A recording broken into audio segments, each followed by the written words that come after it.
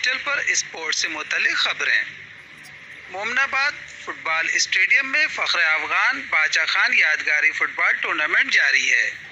ये शानदार टूर्नामेंट आज़ाद मुजाहिद football club ने ऑर्गेनाइज किया है,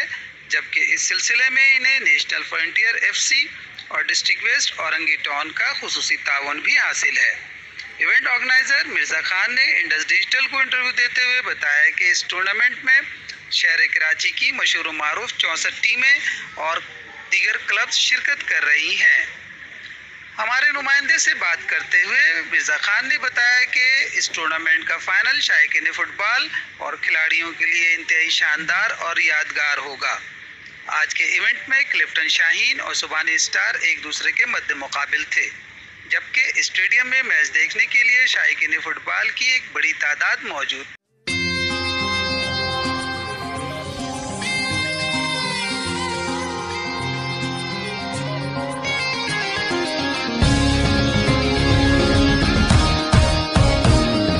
जीत की लगन जीत की लगन तुम रखो, जीत की लगन जीत की लगन जीत की लगन हौसलों पे ना शिकन आए, हिम्मतों में ना थकन आए, हौसलों पे ना शिकन आए, हिम्मतों में ना थकन आए, तेरे हर कदम पे है लाखों